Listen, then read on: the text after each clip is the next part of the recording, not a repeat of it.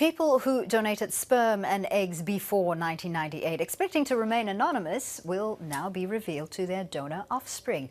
Under new legal changes taking effect in Victoria today, everyone born from a donor will have the right to access their donor's name, ethnicity, physical characteristics and genetic conditions. Joining us now in the studio is Xavier Symons, who's from the Institute for Ethics and Society. Xavier, thanks so much for coming in. Now, before we actually really get into the nitty-gritty of this, explain to us the significance of someone needing to find out the characteristics or the background of their donor. For sure. Aside from the health information that you can gain from knowing the identity of your donor, for example, what genetic predispositions you have to certain diseases or what have you, there's more fundamentally issues of identity, of course.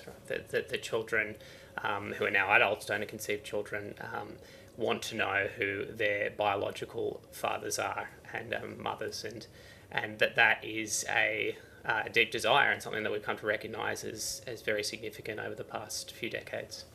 Now, of course, the main concern is the issue of privacy in terms of the donor. Now, this will actually retrospectively affect people who donated sperm or eggs before 1998. Don't they have a right to privacy? That's correct, and I acknowledge as an ethicist that this is an incredibly complex issue, and indeed one that really should have been avoided within the initial stages of the use of assisted reproductive technologies in Australia.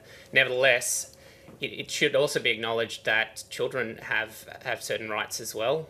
Children who are donor conceived, they have certain rights to, for example, know their biological origins, and that should be balanced against the rights of parents of donors who certainly may have altruistically donated their gametes, but nevertheless need to acknowledge the difficulty of the situation for the children who have been conceived by them. It does seem quite unjust, though, as these people had been given the explicit assurances that their identities will remain anonymous, and they presume for the rest of their lives.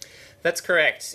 I think there's a broader issue here, which is that this is a failing of the Australian healthcare, effectively Australian healthcare system, in the 1980s and 1990s, when we began using assisted reproductive technologies in this country. We weren't aware of the complexity of the technology, the seriousness of the identity issues, for example, that could have arisen as a result of anonymous donation. And in the end, it's true this is a very difficult situation, but I think we need to acknowledge that errors have been made and they need to be redressed for the sake of these donor children.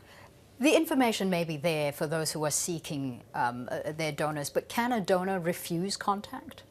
The donor can refuse contact, that's correct. So there are provisions such that the donor can set the contact conditions or preferences. So the donor can decide whether they want to contact by meeting up or through whatever, contact via email, phone, whatever. There's the ability of donors to decide that. But nevertheless, the donor-conceived child can access the physical characteristics, the name, the donor code, ethnicity, and so forth of the donor. So I think that's probably where the issue lies first and foremost. Right. So how does someone go about? How do they start trying to find their donor? Sure. I mean, this has been very complicated in the past, but now the Victorian government has put the Victorian Assisted Reproductive Treatment Authority in charge of all of these requests. So all of the registries which had information about donors have now given their information or will give information to VATA to assess or to pass on to applicants. So it's a sort of one door to all information in Victoria, and they have approximately 1,600 records of sperm donors and 1,600 records of egg donors as well for 8,000 donor conceived children. So it's a lot of information. It certainly is. Xavier Symons, thank you so much. No worries.